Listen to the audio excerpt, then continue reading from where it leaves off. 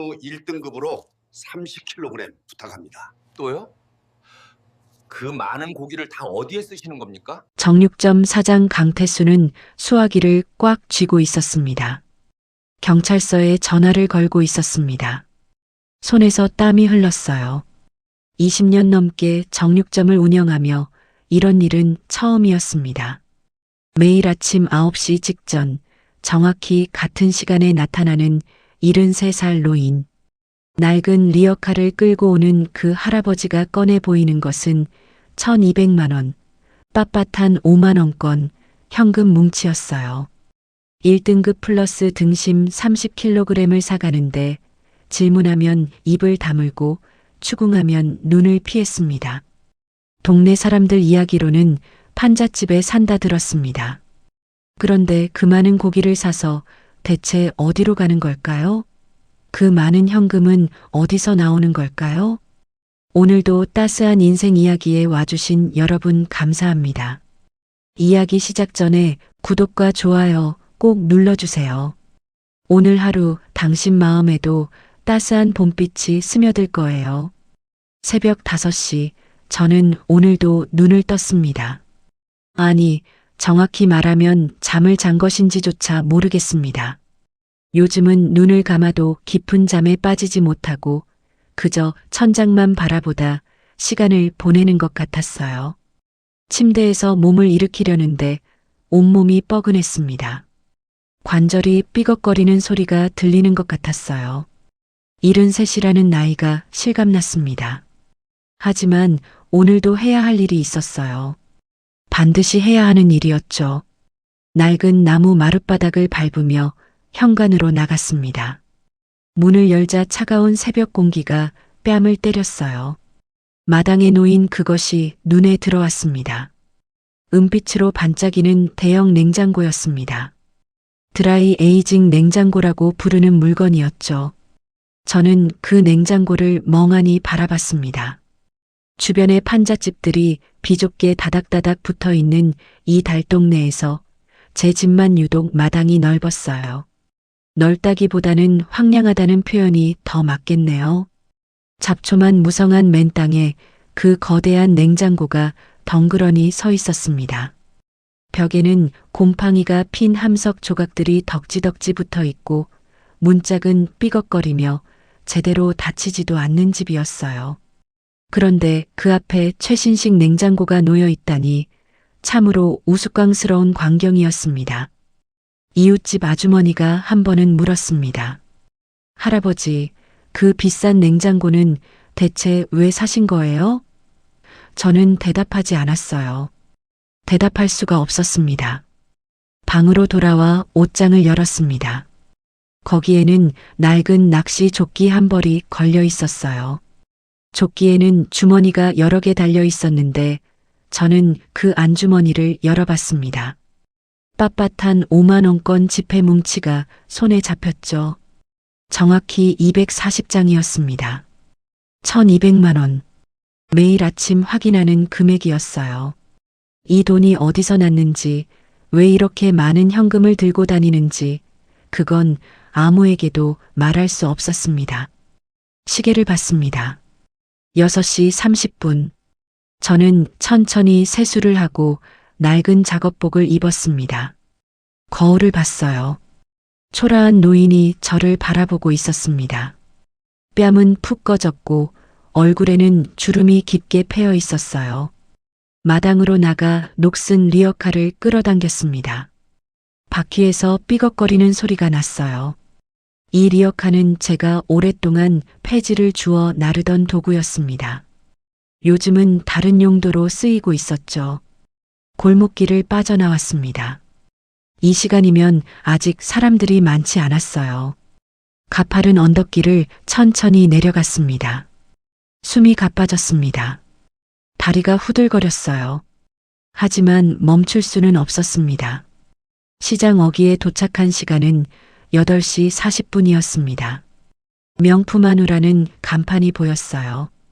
강태수 사장이 운영하는 정육점이었습니다. 이 동네에서 가장 비싼 한우를 파는 곳이죠. 저는 리어카를 가게 앞에 세우고 안으로 들어갔습니다. 벽에는 각종 수상 경력과 인증서가 걸려 있었어요. 유리 진열장 안에는 마블링이 선명한 고기들이 가지런히 놓여 있었습니다. 어서 오십시오. 강태수 사장이 안쪽에서 나왔습니다. 50대 초반쯤 되어 보이는 그는 깨끗한 흰색 위생복을 입고 있었어요. 저를 보자 그의 얼굴에 미묘한 표정이 스쳤습니다. 반가움도 환영도 아닌 뭔가 경계하는 듯한 표정이었죠. 또 오셨네요, 할아버지. 그의 목소리에는 묘한 긴장감이 섞여 있었습니다. 네, 오늘도 같은 걸로 주세요. 1등급 플러스 등심 30kg 맞죠? 그렇습니다. 강태수 사장은 잠시 저를 빤히 쳐다봤습니다. 그러더니 아무 말 없이 고개를 끄덕이고는 냉장고로 향했어요. 저는 그 사이 낚시 조끼 안주머니에서 현금 뭉치를 꺼냈습니다. 손이 조금 떨렸어요. 사장이 고기를 포장해서 가져왔습니다. 스티로폼 박스 3개였어요. 꽤 무거워 보였습니다. 1200만 원입니다. 저는 준비해둔 현금을 계산대 위에 올려놓았습니다. 강태수 사장의 눈이 약간 커졌어요. 매일 보는 광경인데도 여전히 놀라는 것 같았습니다. 그는 천천히 현금을 세기 시작했어요. 손놀림이 평소보다 느렸습니다. 할아버지, 그가 조심스럽게 입을 열었습니다. 이렇게 매일 같은 시간에 많은 양을 사가시는 분은 처음이에요. 그것도 현금으로. 저는 아무 대답도 하지 않았습니다. 실례지만 이 귀한 한우를 대체 어디에 쓰시는 거예요? 매일 30kg씩이면. 그는 말을 흐렸습니다. 의심이 가득한 눈빛이었어요. 집에 그 비싼 드라이 에이징 냉장고도 사셨다면서요? 동네 사람들한테 들었습니다. 대체 무슨 일을 하시는 건가요? 강태수 사장의 목소리에는 의심이 가득했습니다. 저는 그의 눈을 마주쳤어요. 제가 알아서 할 일입니다. 하지만 할아버지, 이건 좀 걱정 마세요. 나쁜 일 아닙니다. 저는 짧게 말을 끊었습니다. 더 이상 설명하고 싶지 않았어요. 아니, 설명할 수 없었습니다. 강태수 사장은 뭔가 더 물어보고 싶어 하는 것 같았지만 결국 입을 다물었습니다. 하지만 그의 눈빛은 여전히 날카로웠어요. 의심과 경계심으로 가득 차 있었죠. 저는 박스들을 들어 올렸습니다. 무게가 팔에 묵직하게 전해졌어요. 허리가 휘청거렸습니다. 숨이 가빠졌어요. 하지만 참았습니다. 가게를 나와 박스들을 리어카에 실었습니다. 등 뒤에서 강태수 사장이 가게 문 너머로 저를 지켜보는 게 느껴졌어요. 그의 시선이 무겁게 등에 달라붙었습니다. 리어카를 끌고 골목길로 접어들었습니다.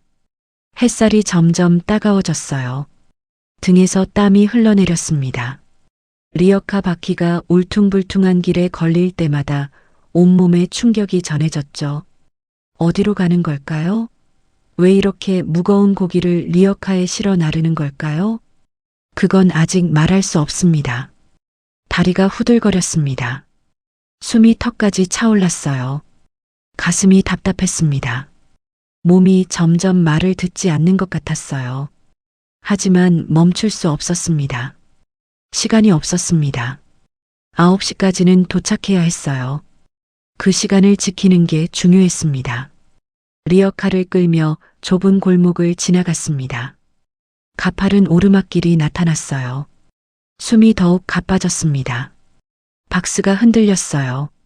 조심해야 했습니다. 한 걸음 한 걸음 천천히 나아갔습니다. 다리가 떨렸어요. 온몸에서 힘이 빠져나가는 것 같았습니다. 하지만 멈출 수 없었어요. 절대로요. 또 오셨네요. 강태수 사장의 목소리가 평소와 달랐습니다. 더 차갑고 더 날카로웠어요. 네. 저는 짧게 대답하고 계산대 앞에 섰습니다. 사장은 제 얼굴을 유심히 쳐다봤어요. 마치 범죄자를 보는 것 같은 눈빛이었습니다. 1등급 플러스 등심 30kg. 잠깐만요. 강태수 사장이 손을 들어 저를 제지했습니다. 할아버지, 죄송하지만 오늘은 안 될 것 같습니다. 왜요? 재고가 부족해서요. 거짓말이었습니다. 유리 진열장 안에는 고기가 가득했어요. 저는 사장의 눈을 똑바로 봤습니다. 거기 있지 않습니까? 그건 예약 물량입니다. 어제까지는 그런 말 안 하셨는데요. 강태수 사장이 입술을 깨물었습니다. 그는 잠시 망설이더니 팔짱을 꼈어요. 솔직히 말씀드리죠. 할아버지 같은 분한테 계속 팔아드릴 수가 없습니다. 무슨 뜻입니까? 매일 1200만 원씩 현금으로 한우를 사가시잖아요. 그것도 정확히 9시 전에. 이게 정상입니까? 저는 아무 말도 하지 않았습니다. 저도 장사 20년 넘게 했습니다. 이런 경우는 처음이에요. 할아버지, 대체 뭐 하시는 겁니까? 제 일입니다. 나쁜 일 아니라고 하셨죠? 그럼 당당하게 말씀하시면 되잖아요.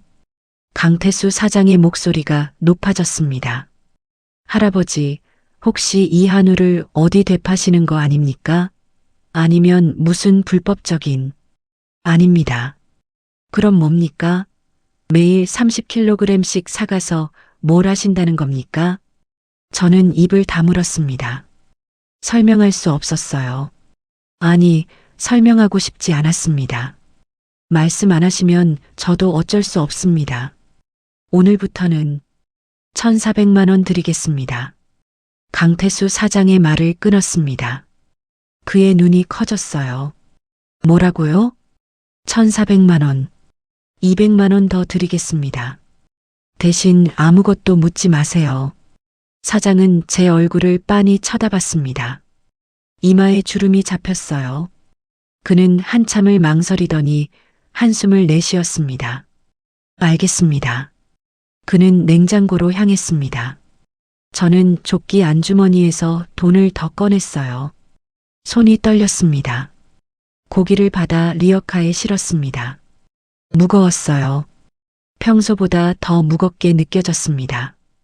정육점을 나서는데 등 뒤에서 강태수 사장의 시선이 느껴졌어요. 골목길로 접어들었습니다. 한 걸음, 두 걸음 리어카를 끌었어요. 그때였습니다. 저기요. 뒤에서 여자 목소리가 들렸습니다. 저는 멈춰섰어요. 천천히 고개를 돌렸습니다. 젊은 여자가 서 있었습니다. 30 초반쯤 되어 보였어요. 단정한 옷차림에 짧은 머리, 그리고 날카로운 눈빛을 가진 사람이었습니다. 할아버지시죠? 누구십니까? 나영이라고 합니다. 이 동네 파출소에서 일하고 있어요. 순경이었습니다. 제 심장이 빠르게 뛰기 시작했어요. 무슨 일이십니까? 잠깐 여쭤볼 게 있어서요. 할아버지, 매일 아침 명품 한우에서 고기를 사가신다면서요? 네. 꽤 많은 양이라고 들었는데 맞습니까? 그게 무슨 상관입니까? 나영 순경이 작은 수첩을 꺼냈습니다. 상인분들한테 신고가 들어왔어요. 수상한 거래가 반복되고 있다고요. 수상하다니요?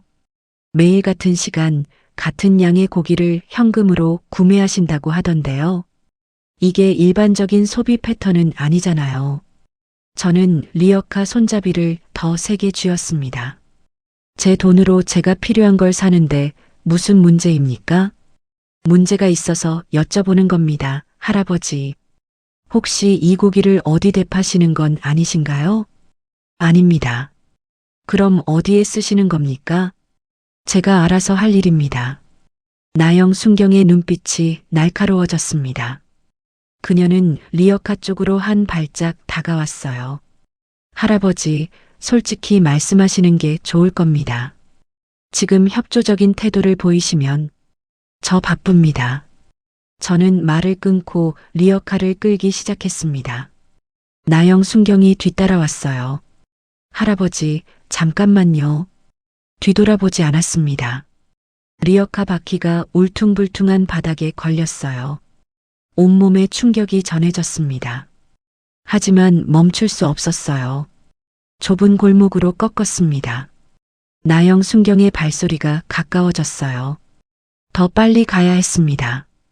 다시 골목을 꺾었습니다. 이번에는 더 좁은 길이었어요. 양쪽에 쓰레기통들이 놓여 있었습니다. 리어카가 겨우 지나갈 정도였죠. 뒤를 돌아봤습니다. 나영 순경이 골목 입구에 서 있었어요. 그녀는 잠시 망설이더니 다른 길로 갔습니다. 저는 숨을 몰아쉬었습니다. 가슴이 두근거렸어요. 온몸에서 땀이 흘러내렸습니다. 하지만 안심할 수 없었습니다. 그녀는 다시 올 거예요. 아니, 이미 저를 추적하고 있을지도 모릅니다. 리어카를 다시 끌기 시작했습니다. 평소와 다른 길로 가야 했어요. 복잡한 골목길, 사람들이 잘 다니지 않는 길로요. 시계를 봤습니다. 8시 53분. 시간이 얼마 남지 않았어요. 서둘러야 했습니다. 언덕길이 나타났습니다. 가팔랐어요. 리어카가 무거웠습니다. 한 걸음 내디딜 때마다 다리가 후들거렸어요. 숨이 가빠졌습니다. 가슴이 답답했어요. 오른쪽 갈비뼈 아래가 쑤셨습니다. 통증이 점점 심해졌어요. 작은 신음이 입에서 새어나왔습니다. 저는 잠시 멈춰섰어요. 손으로 옆구리를 눌렀습니다. 통증이 등까지 번졌어요. 현기증이 났습니다. 눈앞이 흐려졌어요. 다리에 힘이 풀렸습니다. 안 돼. 저는 리어카 손잡이를 더욱 세게 움켜쥐었습니다. 쓰러지면 안 됐어요. 지금 쓰러지면 모든 게 끝입니다. 시간을 봤습니다. 8시 57분. 3분밖에 남지 않았어요. 다시 걷기 시작했습니다. 한 걸음 한 걸음. 다리가 떨렸어요. 온몸이 비틀거렸습니다. 하지만 멈출 수 없었어요. 2분. 골목 끝이 보였습니다. 조금만 더 가면 됐어요. 조금만 더. 1분. 거의 다 왔습니다.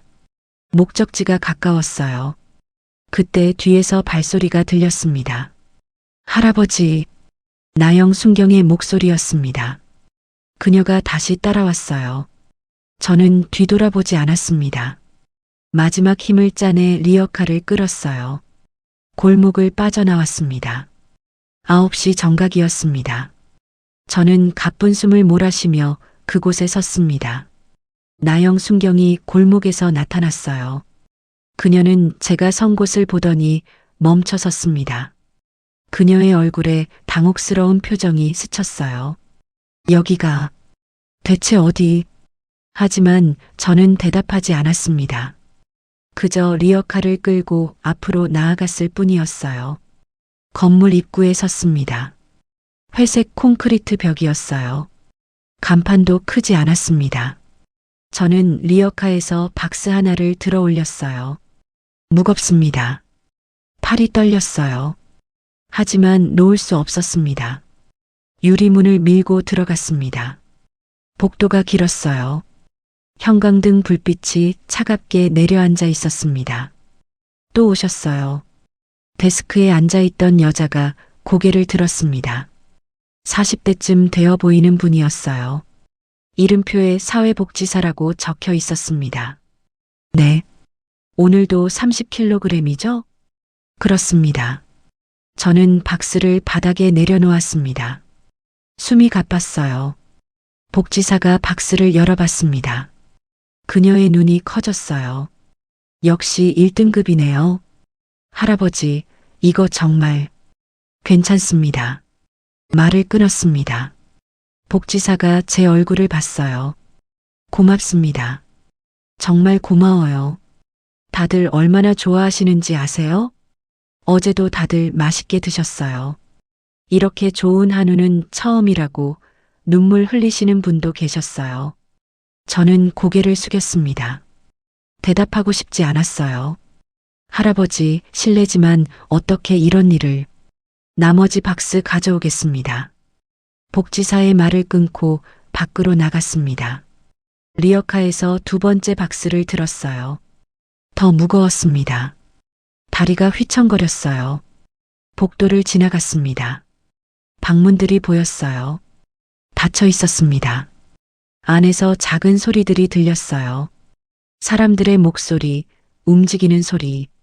저는 고개를 돌렸습니다. 보고 싶지 않았어요. 알고 싶지 않았습니다. 두 번째 박스를 내려놓았습니다. 복지사가 서류를 꺼냈어요. 여기 확인 서명 부탁드려요. 네. 서류에 이름을 썼습니다. 만복. 손이 떨려서 글씨가 흐트러졌어요. 할아버지, 정말 괜찮으세요? 안색이. 괜찮습니다. 마지막 박스를 가지러 나갔습니다. 유리문을 열었어요. 그때 눈에 띈 게 있었습니다. 골목 입구에 서 있는 사람. 나영 순경이었습니다. 그녀는 리어카를 쳐다보고 있었어요. 그러더니 천천히 이쪽으로 걷기 시작했습니다.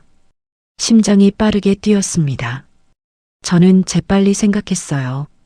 어떻게 해야 하지? 리어카에서 마지막 박스를 옮겼습니다. 그리고 그냥 서 있던 폐지 몇 장을 집어들었어요. 리어카 밑에 깔려있던 것들이었습니다. 나영 순경이 가까이 왔습니다. 할아버지, 또 뵙네요. 저는 폐지를 들고 리어카를 밀었어요. 그녀를 지나쳐 걸었습니다. 잠깐만요. 여기가 어딘지 아세요? 할아버지, 여기 좀 이상하지 않습니까? 이 건물이 뭐 하는 곳인지. 폐지 줍는 사람입니다. 저는 처음으로 그녀에게 대꾸했어요. 여기저기 다니면서 줍습니다. 이 골목에도 폐지 많아요. 그럼 아까 그 고기는 뭡니까? 팔았습니다. 누구한테요? 그건 제 일입니다. 나영 순경이 리어카를 잡았습니다. 할아버지, 계속 이러시면 정식으로 조사해야 합니다. 제가 뭘 잘못했습니까? 수상한 행동을 반복하고 계시잖아요. 폐지 줍는 게 수상합니까? 저는 리어카를 빼냈습니다. 그리고 골목으로 들어갔어요. 나영 순경이 뒤따라왔습니다. 할아버지, 뒤돌아보지 않았습니다. 복잡한 골목으로 꺾었어요. 좌회전, 우회전. 리어카가 삐걱거렸습니다. 발소리가 점점 멀어졌습니다. 저는 멈춰섰어요. 숨을 몰아쉬었습니다. 가슴이 두근거렸어요. 온몸에서 땀이 흘렀습니다. 다리가 후들거렸어요. 하지만 따돌렸습니다. 오늘은요. 집으로 돌아가는 길은 멀었습니다. 리어카를 끌고 천천히 걸었어요. 오전 10시가 넘었습니다. 해가 뜨거웠어요. 언덕길을 올라갔습니다. 숨이 가빴어요. 한 걸음씩 천천히 올라갔습니다. 달동네가 보였습니다. 판잣집들이 다닥다닥 붙어 있었어요. 제 집도 보였습니다. 마당에 들어섰습니다. 그리고 멈춰 섰어요. 냉장고에 뭔가 붙어 있었습니다. 종이였어요. A사 용지. 빨간 글씨로 크게 쓰여 있었습니다. 한우 불법 유통 금지. 식품위생법 위반 시 3년 이하 징역 또는 3천만 원 이하 벌금. 강태수 사장이었습니다. 그가 이걸 붙여놓은 거예요. 저는 종이를 떼어냈습니다. 손이 떨렸어요. 종이가 구겨졌습니다. 현관문을 열고 들어갔습니다. 방에 주저앉았어요. 온몸에 힘이 풀렸습니다. 오른쪽 갈비뼈 아래가 쑤셨습니다. 통증이 심했어요. 손으로 옆구리를 눌렀습니다. 신음이 나왔습니다. 이를 악물었어요. 참아야 했습니다. 창문으로 냉장고가 보였습니다. 은빛으로 반짝이는 그 물건. 종이가 떼어진 자리에 풀 자국이 남아 있었어요. 불법 유통? 사람들이 저를 그렇게 보고 있었습니다. 나쁜 일을 하는 노인. 수상한 거래를 하는 사람. 휴대전화를 꺼냈습니다. 오래된 폴더폰이었어요. 화면을 켰습니다. 문자 메시지 하나가 화면에 떠올랐습니다. 저장해둔 것이었어요. 저는 그 메시지를 읽지 않았습니다. 그냥 화면만 바라봤어요. 글자들이 흐려졌습니다. 천천히 전화기를 내려놓았습니다. 냉장고로 갔어요. 문을 열었습니다. 냉장고는 비어 있었습니다. 오늘 산 한우는 다 전달했으니까요. 내일 또 사야 합니다. 내일은 1,400만 원을 가지고 가야 합니다. 강태수 사장이 이제 더 요구하니까요. 문을 닫았습니다. 창밖을 봤어요. 이웃집 아주머니가 빨래를 널고 있었습니다. 그녀가 제 집 쪽을 힐끗 봤어요. 그러더니 고개를 돌렸습니다. 저는 방으로 들어가 누웠습니다. 천장을 바라봤어요. 눈을 감았습니다. 하지만 잠이 오지 않았어요. 그저 어둠 속에 누워 있을 뿐이었습니다. 다음 날 아침도 같았습니다. 새벽 5시 눈을 떴어요. 몸을 일으키는데 어제보다 더 힘들었습니다. 온몸이 무거웠어요. 하지만 일어나야 했습니다. 조끼를 꺼냈어요. 안주머니를 확인했습니다. 1,400만 원. 어제보다 200만 원이 더 들어 있었어요. 시장으로 향했습니다. 8시 40분 명품 한우 앞에 섰어요. 강태수 사장이 문을 열어줬습니다. 그의 얼굴이 굳어 있었어요. 들어오세요. 목소리가 차가웠습니다. 안으로 들어갔어요. 사장이 냉장고로 갔습니다. 고기를 꺼내 포장하기 시작했어요. 할아버지, 네. 어제 경찰이 왔었습니다. 손이 멈췄습니다. 나영 순경이라는 분이요. 할아버지에 대해 물어보더군요. 뭐 하시는 분이냐고, 왜 매일 고기를 사가느냐고, 현금은 어디서 나오느냐고. 강태수 사장이 포장을 멈췄습니다. 저를 똑바로 봤어요. 저도 모르겠다고 했습니다. 할아버지가 아무 말씀도 안 하시니까요. 죄송합니다. 죄송하다고요? 사장의 목소리가 높아졌습니다. 할아버지, 저는 20년 넘게 정직하게 장사했습니다. 한 번도 문제 일으킨 적 없어요. 그런데 지금 경찰이 제 가게를 조사하고 있습니다. 할아버지 때문에요. 제가 뭔가 설명드리면 설명은 필요 없습니다. 강태수 사장이 말을 끊었어요. 오늘까지만 팔아드리겠습니다. 내일부터는 안 됩니다. 사장님, 1,000만 원을 주셔도 억을 주셔도 안 됩니다. 제 가게 명성이 더 중요하니까요. 그는 포장을 끝냈습니다. 박스 3개를 계산대에 올려놓았어요. 1,400만 원입니다. 저는 돈을 꺼냈습니다. 손이 떨렸어요. 계산대에 올려놓았습니다. 강태수 사장이 돈을 세지도 않고 서랍에 넣었습니다. 다시는 오지 마십시오. 박스들을 들고 나왔습니다. 리어카에 실었어요. 뒤에서 가게 문이 닫히는 소리가 들렸습니다. 골목으로 향했습니다. 리어카를 끌며 생각했어요. 내일부터는 어떻게 하지? 다른 정육점을 찾아야 할까요? 하지만 그곳도 금방 소문이 퍼질 겁니다. 의심받을 거예요. 그때 앞에서 누군가 나타났습니다. 나영 순경이었습니다. 그녀 옆에 한 명이 더 있었어요. 나이 든 남자였습니다. 경찰복을 입고 있었어요. 계급장을 보니 경이었습니다. 만복 씨 맞으시죠? 경이가 물었습니다. 저는 고개를 끄덕였어요. 저는 박성민 경위입니다. 잠깐 이야기 좀 나눌 수 있을까요? 무슨 일입니까? 여기서는 곤란하고요. 파출소로 함께 가시죠. 거부하면요? 박성민 경위의 얼굴이 굳었습니다. 그럼 정식으로 조사를 받으셔야 합니다. 협조하시는 게 좋을 겁니다. 저는 리어카를 봤어요.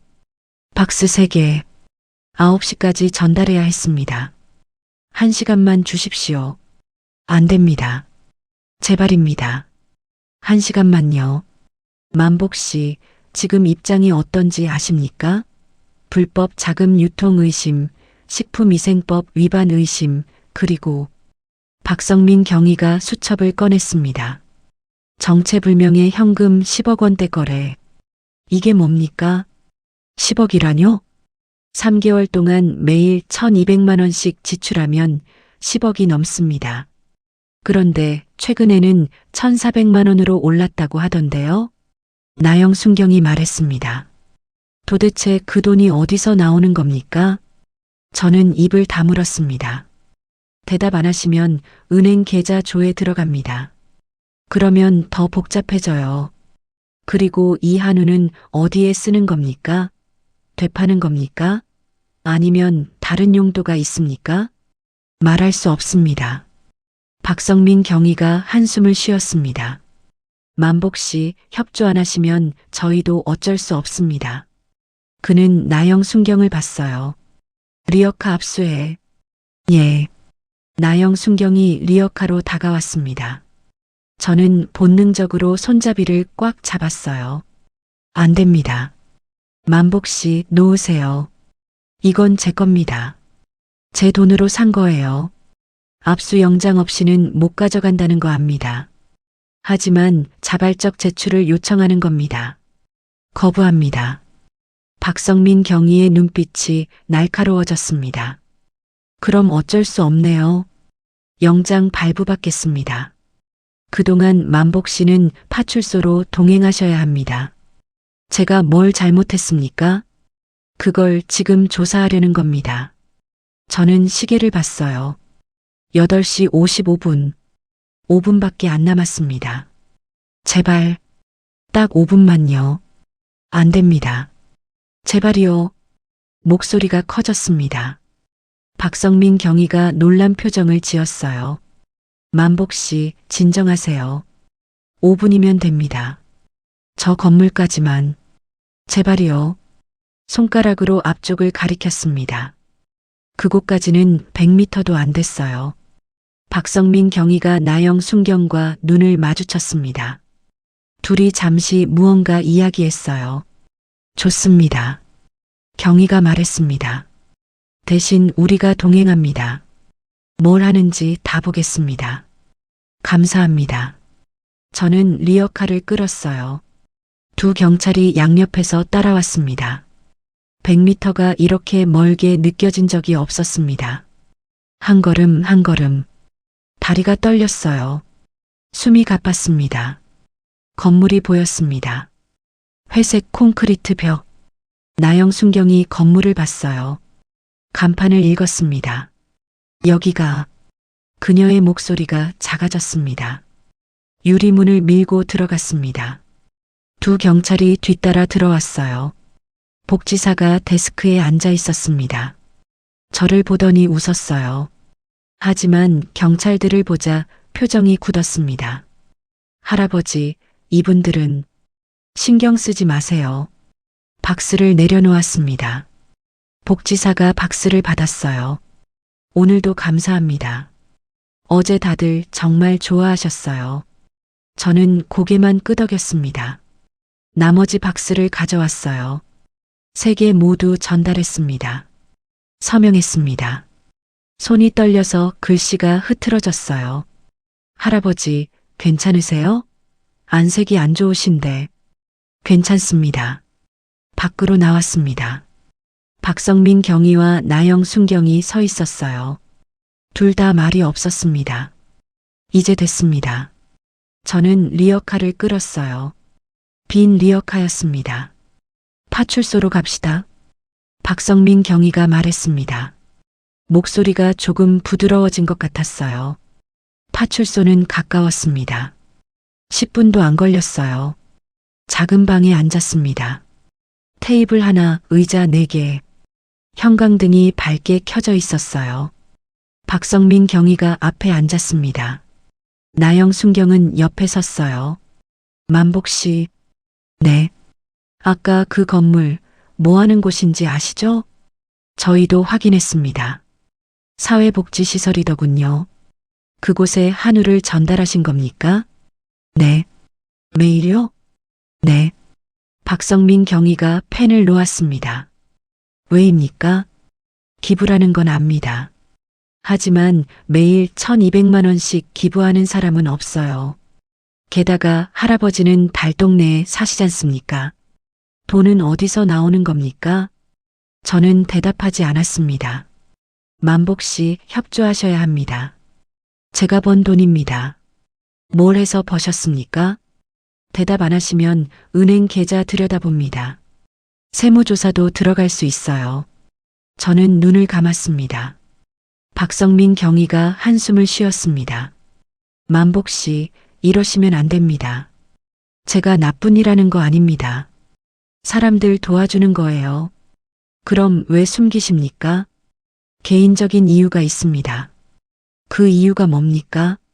저는 입을 다물었습니다. 방이 조용해졌습니다. 형광등 소리만 웅웅거렸어요.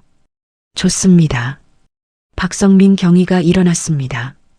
오늘은 이만 가보세요. 하지만 조사는 계속됩니다. 다음에 또 부를 수 있으니 협조 부탁드립니다. 저는 일어났습니다. 문으로 향했어요. 만복 씨, 나영 순경이 불렀습니다. 뒤돌아봤어요. 왜 혼자 하십니까? 도움 받으시면 안 됩니까?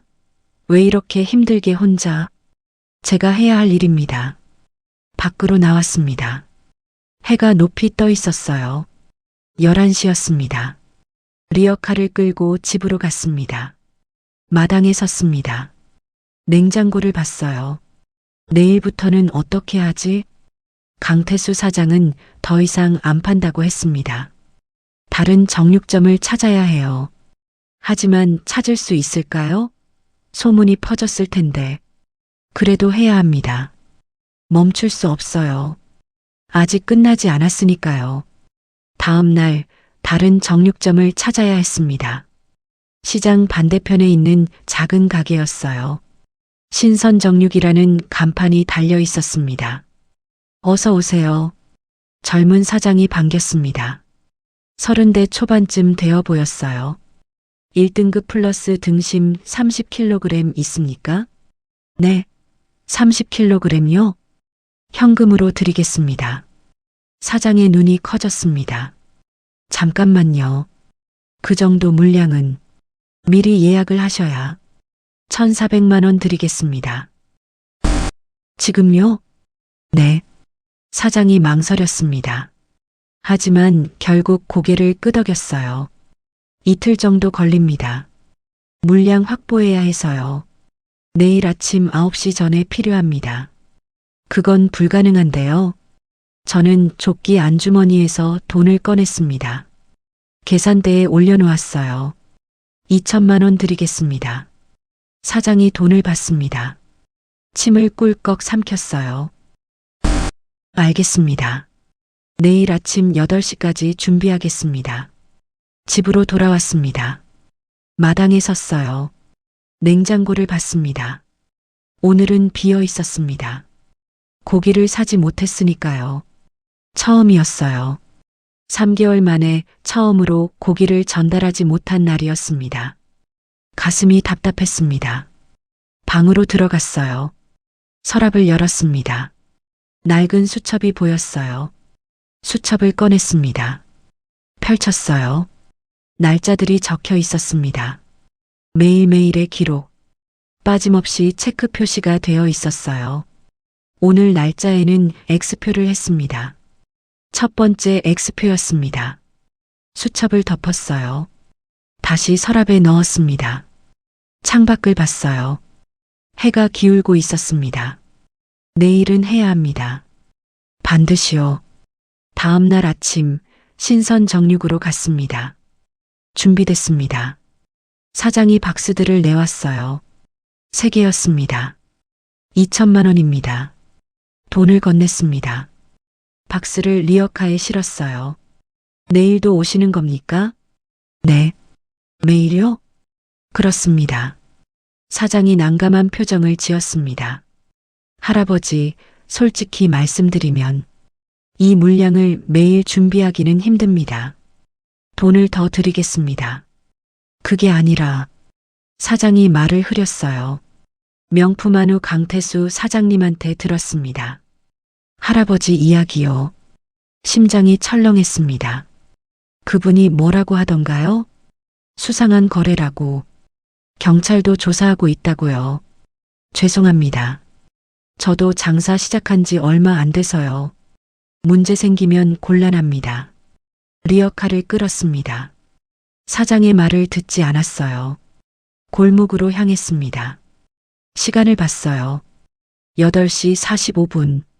시간이 촉박했습니다. 빠르게 걸었어요. 리어카가 덜컹거렸습니다. 그때였습니다.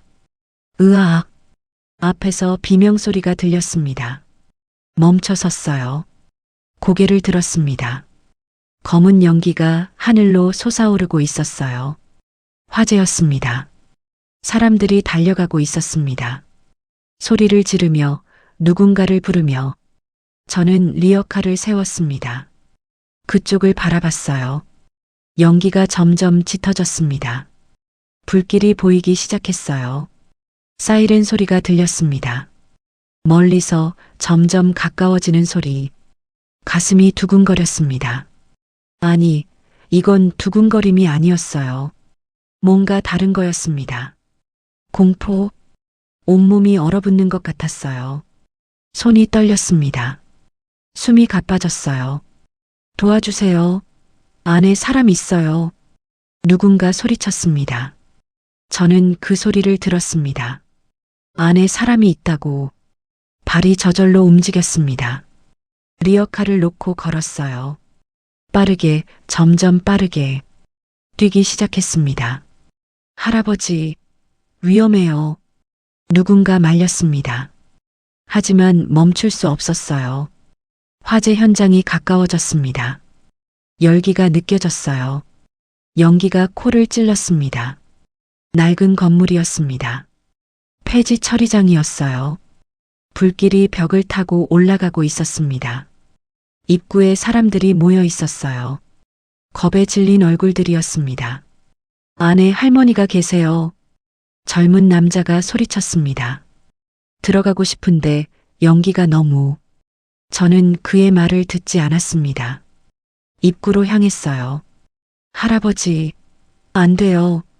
누군가 제 팔을 잡았습니다. 뿌리쳤어요. 건물 안으로 들어갔습니다. 연기가 가득했습니다. 앞이 보이지 않았어요. 숨을 쉴 수 없었습니다. 기침이 나왔습니다. 눈물이 흘렀어요. 하지만 계속 걸었습니다. 왜냐고요? 모릅니다. 저도 모르겠어요. 그냥 해야만 했습니다. 할머니, 소리쳤습니다. 목소리가 쉬었어요. 어디 계세요? 대답이 없었습니다. 연기 속에서 뭔가 타는 소리만 들렸어요. 앞으로 나아갔습니다. 손으로 더듬으며 한 걸음씩 뭔가 쓰러져 있었습니다. 사람이었어요. 할머니였습니다. 바닥에 쓰러져 있었어요. 달려갔습니다. 할머니를 들어 올렸어요. 무거웠습니다. 아니, 제 힘이 없었던 거예요.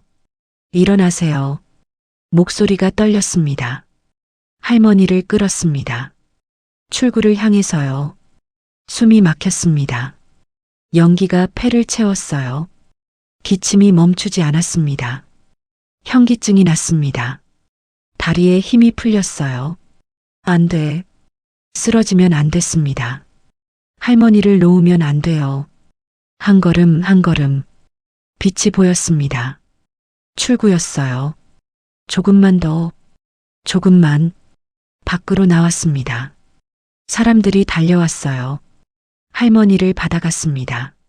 할아버지, 누군가 제 이름을 불렀습니다. 저는 그냥 서 있었어요. 아니, 서 있을 수 없었습니다. 무릎이 꺾였어요. 바닥에 주저앉았습니다. 할아버지, 정신 차리세요. 목소리가 멀어졌습니다. 눈앞이 흐려졌어요. 숨을 쉴 수 없었습니다. 할아버지, 또 누군가 불렀습니다. 저는 대답할 수 없었어요. 그냥 눈을 감았습니다. 어둠이 밀려왔어요. 사이렌 소리가 들렸습니다. 가까이, 점점 더 가까이. 하지만 저는 더 이상 들을 수 없었습니다. 의식이 사라졌어요. 마지막으로 든 생각은 이거였습니다. 리어카, 고기, 전달해야 하는데, 그리고 모든 게 어두워졌습니다. 눈을 떴습니다. 하얀 천장이었어요. 형광등이 켜져 있었습니다. 밝았어요. 눈이 부셨습니다. 어디지? 고개를 돌렸습니다. 침대 옆에 기계들이 있었어요. 삐삐 소리를 내고 있었습니다. 병원이었습니다. 일어나려 했어요. 하지만 몸이 움직이지 않았습니다. 팔에 링거가 꽂혀 있었어요. 깨어나셨네요. 목소리가 들렸습니다. 간호사였어요. 잠깐만 기다리세요.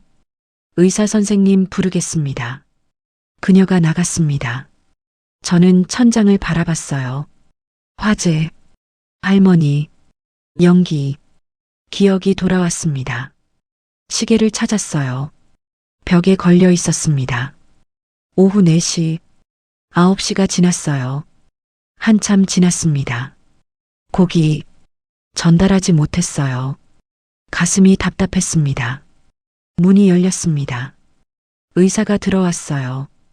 50대쯤 되어 보였습니다. 정신 차리셨습니까? 네. 연기 흡입으로 쓰러지셨습니다. 다행히 큰 문제는 없어요. 의사가 차트를 봤습니다. 하지만 다른 검사 결과가 나왔는데 그가 말을 멈췄습니다. 간 수치가 심각합니다. 강경화 말기로 보이는데 이미 아시는 겁니까? 네. 언제 진단받으셨습니까? 3달 전입니다. 의사가 한숨을 쉬었어요. 치료받고 계십니까? 아니요. 왜 안 받으십니까? 필요 없습니다. 만복 씨, 이건 심각한 상황입니다. 지금 상태로는 얼마나 남았습니까? 의사가 입을 다물었습니다. 저를 봤어요. 1달. 더 짧을 수도 있습니까? 네. 저는 고개를 끄덕였습니다. 퇴원하고 싶습니다. 지금은 안 됩니다. 최소 이틀은 지금 퇴원하겠습니다. 일어나려 했어요. 하지만 현기증이 났습니다. 다시 누웠어요. 만복 씨, 무리하시면 안 됩니다. 문이 열렸습니다. 나영 순경이 들어왔어요. 깨어나셨군요. 그녀가 침대 옆으로 왔습니다. 할아버지, 괜찮으세요? 용감한 일 하셨습니다. 할머니 구하셨어요. 지금 옆 병실에 계신데 무사하십니다. 저는 대답하지 않았습니다. 할아버지, 나영 순경이 가방을 들었어요. 제 가방이었습니다. 화재 현장에서 가져왔습니다. 확인 좀 하시겠어요? 가방을 받았습니다. 열어봤어요. 낡은 조끼가 있었습니다. 수첩도 있었어요. 그리고 없었습니다. 통장이 없었어요. 찾으시는 게 있습니까? 나영 순경이 물었습니다. 통장? 아, 이거요? 그녀가 다른 봉투를 꺼냈습니다. 투명한 봉투였어요. 안에 통장이 보였습니다. 증거물로 보관하고 있습니다. 왜요? 확인이 필요해서요. 나영 순경이 통장을 꺼냈습니다. 펼쳤어요. 로또 당첨금 30억 원. 현재 잔액 18억 원. 그녀가 저를 봤습니다. 이게 그 돈이었군요. 3개월 동안 12억을 쓰셨네요. 매일 한우 사는데요. 저는 입을 다물었습니다. 왜 하셨습니까? 할아버지, 이제 말씀하셔야 합니다. 우린 다 알아냈어요. 사회복지시설에 기부하셨다는 것도, 로또 당첨금이라는 것도. 나영 순경이 가방에서 또 뭔가를 꺼냈습니다. 헬멧이었습니다. 낡은 소방 헬멧. 그을린 자국이 있었어요. 표면이 녹아내린 흔적도 보였습니다. 이것도 가방에 있었습니다. 그녀가 헬멧을 봤어요. 소방 헬멧이네요. 왜 가지고 계셨습니까? 저는 헬멧을 받습니다. 눈물이 났어요. 참았습니다. 참으려 했어요. 하지만 눈물이 흘렀습니다. 할아버지, 문이 열렸습니다. 강태수 사장이 들어왔어요. 그는 저를 보더니 멈춰 섰습니다. 할아버지, 그의 목소리가 떨렸습니다. 침대로 천천히 걸어왔어요. 헬멧을 봤습니다. 통장도 봤어요. 이게 대체 강태수 사장이 나영 순경을 봤습니다. 로또 당첨금이라고요? 네. 그럼 할아버지는 돈이 있으셨던 거군요. 강태수 사장이 저를 봤어요. 제가 완전히 오해했습니다. 그의 눈이 붉어졌습니다. 불법 유통이라고, 수상한 거래라고 오해했습니다. 미안합니다. 정말 미안합니다. 괜찮습니다. 제 목소리가 나왔습니다. 작고 쉰 목소리였어요. 할아버지, 나영 순경이 다시 말했습니다. 왜 기부하셨습니까? 그것도 매일 그렇게 많은 돈을. 그리고 이 헬멧은 뭡니까? 저는 헬멧을 보았습니다. 민규의 헬멧. 마지막 날 쓰고 있던 그 헬멧. 제 아들 겁니다. 목소리가 떨렸어요. 아들분이 소방관이셨습니까? 네. 지금은 죽었습니다. 방이 조용해졌습니다. 언제요? 3개월 전입니다. 나영 순경이 숨을 들이켰어요. 그때부터 기부를 시작하신 거군요. 네. 왜입니까? 저는 대답하지 않았습니다. 대답할 수 없었어요. 할아버지, 강태수 사장이 무릎을 꿇었습니다. 제발 용서해 주십시오. 제가 너무 몰랐습니다. 일어나세요. 아닙니다. 저는, 사장님, 제 목소리가 단호했습니다. 일어나십시오. 강태수 사장이 천천히 일어났어요. 얼굴이 일그러져 있었습니다. 지금부터라도 제가 도와드리겠습니다. 한우도 뭐든지 필요 없습니다. 하지만 혼자 할 일입니다. 나영 순경이 말했습니다. 할아버지, 이제 그만하셔야 합니다. 몸이 이런 상태인데 계속할 수 없잖아요. 할 수 있습니다. 안 됩니다. 의사 선생님도 그러셨잖아요. 한 달이면 됩니다. 저는 일어나려 했어요. 링거를 뽑으려 했습니다. 할아버지, 나영 순경이 제 손을 잡았습니다. 안 돼요. 지금 나가시면 놓으십시오. 할아버지, 제발. 그녀의 목소리가 떨렸습니다. 왜 혼자 하시려는 겁니까? 우리가 도와드릴 수 있잖아요. 아닙니다. 왜 아닙니까? 제가 해야 하는 일입니다. 제 목소리도 떨렸어요. 아들과의 약속이니까요. 나영 순경이 손을 놓았습니다. 저는 링거를 뽑았어요. 침대에서 내려왔습니다. 다리가 휘청거렸습니다. 강태수 사장이 부축했어요. 제가 차로 모셔다 드리겠습니다. 괜찮습니다. 아닙니다. 제발 받아주십시오. 제가 할 수 있는 건 이것밖에. 저는 그의 얼굴을 봤습니다. 눈물이 흐르고 있었어요. 고맙습니다. 병원을 나왔습니다. 밖은 어두웠어요. 밤이었습니다. 별이 보였습니다. 민규야, 아버지가 쓰러졌어. 오늘 고기를 전달하지 못했단다. 미안하구나. 하지만 내일은 할게. 반드시. 집으로 돌아왔습니다. 강태수 사장이 차에서 내렸어요. 저를 부축했습니다. 할아버지, 제가 안까지. 여기까지만 괜찮습니다. 마당에 섰어요. 냉장고가 보였습니다. 내일 아침에 다시 오겠습니다. 강태수 사장이 말했습니다. 한우 준비해 놓겠습니다. 돈은 안 받겠습니다. 아닙니다. 할아버지, 제발. 받을 수 없습니다. 왜입니까? 저는 그를 봤습니다. 제가 해야 하는 일이니까요. 제 돈으로요. 강태수 사장이 고개를 숙였습니다. 알겠습니다. 하지만 원가로만 드리겠습니다. 고맙습니다. 그가 차를 타고 떠났습니다. 저는 마당에 홀로 섰어요. 냉장고 문을 열었습니다. 비어 있었어요. 이틀 연속으로 비어 있었습니다. 문을 닫았어요. 방으로 들어갔습니다. 침대에 앉았어요. 가방을 열었습니다. 헬멧을 꺼냈어요. 그을린 헬멧. 민규의 헬멧. 손으로 천천히 만졌습니다. 표면이 거칠었어요. 민규야. 목소리가 나왔습니다. 아버지가 오늘도 못했구나. 눈물이 흘렀어요. 미안하다. 다음 날 아침 명품 한우 앞에 섰습니다. 강태수 사장이 이미 준비하고 있었어요. 오셨습니까? 네. 한우 준비했습니다. 최상품으로요.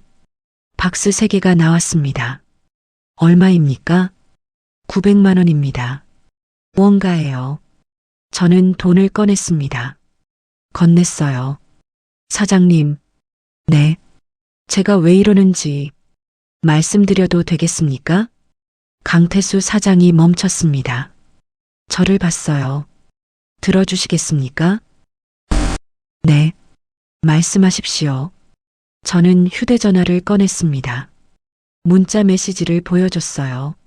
아버지, 다음 월급 타면 우리 아버지 꼭 한우 사드릴게요. 명품 한우 최고 1등급으로요. 우리 둘이 배불리 먹어요. 제가 직접 구워드릴게요. 약속? 강태수 사장이 메시지를 읽었습니다. 이게 제 아들이 보낸 마지막 문자입니다. 마지막이라뇨? 이 문자를 보낸 날 밤 아들은 화재 현장에서 죽었습니다. 강태수 사장의 얼굴이 굳었습니다. 한우를 사주겠다고 약속했어요. 사주겠다고요? 제 목소리가 떨렸습니다. 아들 형편뻔히 아는데 한우 최고 좋은 것으로 사주겠다고 하는 그 이쁜 마음이 얼마나 고맙던지요. 그런데 그러고 나서 할아버지, 강태수 사장의 눈에서 눈물이 흐르고 있었습니다. 아들이 떠나고 한 달 뒤에 아들이 지갑에 있던 로또를 확인했습니다. 당첨이 됐더군요. 30억 원. 아들은 당첨이 된 줄 몰랐을 거예요. 아들이 떠난 다음 날 추첨을 했더군요. 저는 웃음이 나왔습니다. 돈이 생겼어요. 하지만 아들은 없었습니다. 아들과 함께 먹을 한우를 살 수 있는 돈은 있는데 아들은 없었어요. 그래서 시작했습니다. 아들이 사주려던 그 한우를 아들의 동료들에게 전하기로요. 강태수 사장이 눈을 감았습니다. 소방관 외상센터입니다. 화재 현장에서 다친 소방관들이 치료받는 곳이에요. 아드님의 동료들. 네. 아들이 함께 일했던 아들처럼 불 속에 뛰어드는 사람들이에요. 눈물이 흘렀습니다. 이번에는 참지 않았어요. 아들이 저한테 사주려던 한우를 제가 그분들께 드리는 겁니다. 매일이요. 강태수 사장이 고개를 숙였습니다. 그의 어깨가 떨렸어요. 최고의 한우여야 했습니다. 아들이 저한테 주고 싶었던 그 마음 그대로요. 할아버지. 그래서 비싼 냉장고도 샀어요. 최상의 품질로 보관하기 위해서요. 아침에 사서 9시까지 전달하는데 그 사이에 조금이라도 신선도가 떨어지면 안 되니까요. 강태수 사장이 소리 없이 울고 있었습니다. 제가 정말 죄송합니다. 그가 무릎을 꿇었어요. 일어나십시오. 아닙니다. 제가 할아버지를. 사장님, 저는 그의 어깨를 잡았습니다. 일어나세요. 사장님은 잘못이 없습니다. 할아버지. 그가 천천히 일어났어요. 얼굴이 눈물범벅이었습니다. 제가 도와드리겠습니다. 괜찮습니다. 아닙니다. 제가 매일 한우를 준비하겠습니다. 최상품으로요. 무언가예요. 고맙지만, 그리고 제가 직접 배달하겠습니다. 할아버지 몸이 그런데 어떻게? 안 됩니다. 제 목소리가 단호했습니다. 왜 안 됩니까? 제가 직접 해야 합니다. 제 손으로요. 하지만 아들과의 약속이니까요. 강태수 사장이 입을 다물었습니다. 박스를 들었어요. 리어카에 실었습니다. 할아버지, 네, 제가 차로. 괜찮습니다. 이렇게 가야 합니다. 리어카를 끌었어요. 골목으로 향했습니다. 그때 앞에서 사람들이 나타났습니다. 나영, 순경, 박성민 경위, 그리고 한 사람 더. 복지사였습니다. 외상센터의 그분이었어요. 할아버지, 복지사가 달려왔습니다. 괜찮으세요? 화재 소식 들었어요. 괜찮습니다. 정말 다행이에요. 저희가 얼마나 걱정했는지. 그녀가 제 손을 잡았습니다. 할아버지, 저희한테 말씀하셨어야죠. 왜 혼자? 필요 없습니다. 아니에요. 할아버지가 왜 이러시는지 이제 알았어요. 복지사가 눈물을 닦았습니다. 아드님 이야기, 경찰분들한테 들었어요. 할아버지, 저희가 얼마나 감사한지 아세요? 3개월 동안 매일 그 귀한 한우를. 그녀의 목소리가 떨렸어요. 우리 소방관분들이 얼마나 좋아하시는지 아세요? 처음에는 그냥 고기려니 했어요. 하지만 이게 1등급 플러스라는 걸 알고 다들 놀라셨어요. 어떤 분은 10년 만에 처음 웃으셨어요. 화재 충격으로 고생하시던 분인데 한우 드시고 처음으로 웃으셨어요. 복지사가 울었습니다. 이 고기 누가 보낸 거야? 우리를 생각해주는 사람이 있다니. 하시면서 우셨어요. 나영, 순경도 눈물을 닦았습니다. 할아버지, 박성민 경위가 말했습니다. 저희가 오해했습니다. 정말 죄송합니다. 괜찮습니다. 아닙니다. 저희가 할아버지를 의심하고 조사하고 그럴 수 있습니다. 저는 리어카를 끌었어요. 이제 가봐야 합니다. 9시가 다 돼가니까요. 제가 도와드리겠습니다. 나영, 순경이 리어카를 잡았습니다. 함께 가요. 혼자 하실 필요 없어요. 이제는요. 복지사도 왔습니다. 박성민 경위도요. 다 같이 리어카를 끌었습니다. 외상센터까지요.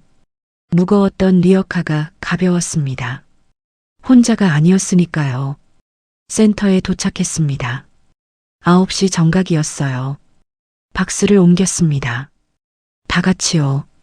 할아버지, 복지사가 안으로 손짓했습니다. 잠깐 들어오세요. 분들이 뵙고 싶어 하세요. 아닙니다. 할아버지, 제발이요. 한 번만요. 저는 고개를 저었습니다.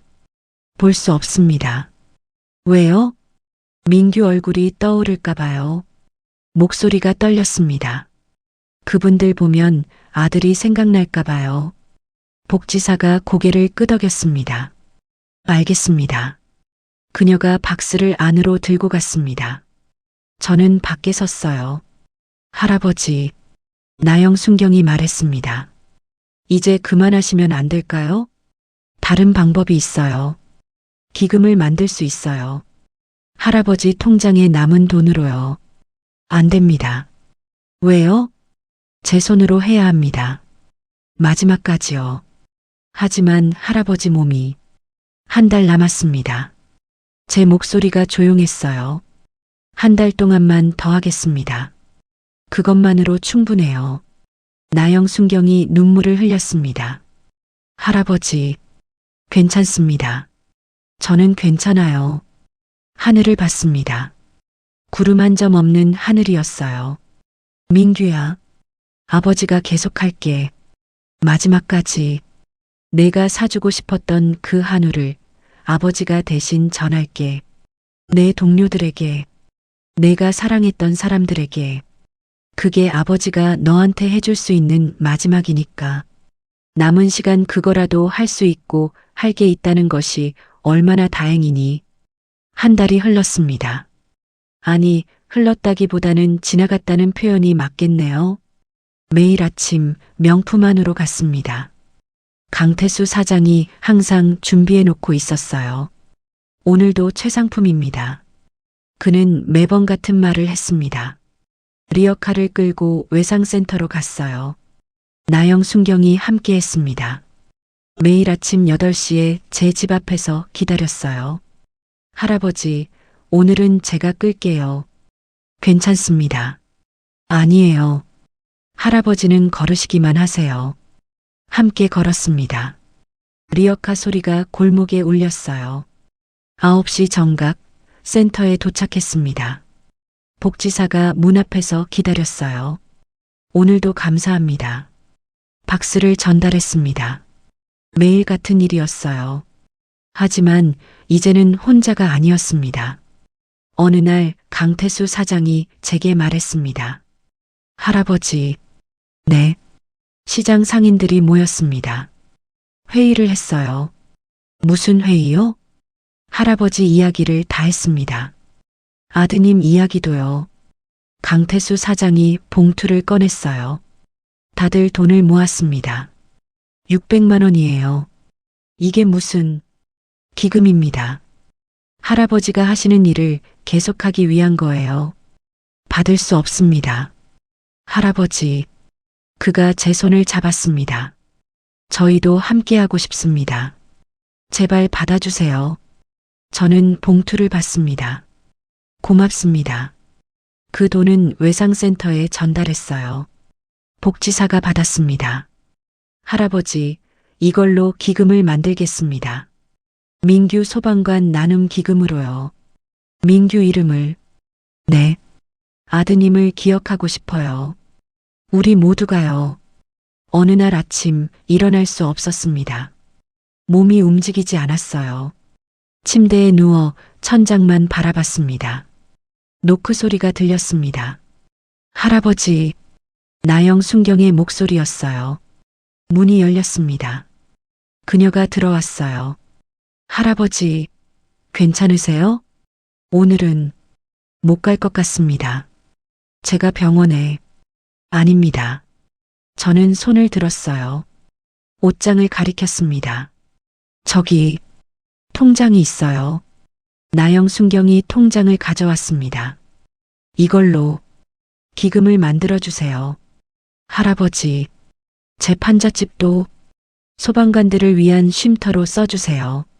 할아버지, 그런 말씀하지 마세요. 그리고 냉장고도 센터에서 쓰면 좋겠어요. 나영, 순경이 울었습니다. 할아버지, 박성민 경위가 들어왔어요. 강태수 사장도요. 할아버지, 경위가 무릎 꿇고 앉았습니다. 제가 할아버지 뜻을 이어가겠습니다. 제대로 된 기금을 만들겠습니다. 고맙습니다. 강태수 사장이 손을 잡았어요. 저도 계속하겠습니다.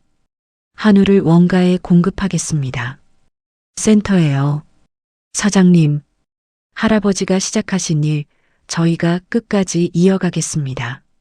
복지사도 왔습니다. 할아버지, 저희 소방관분들이 뵙고 싶어 하세요. 아닙니다. 볼 수 없어요.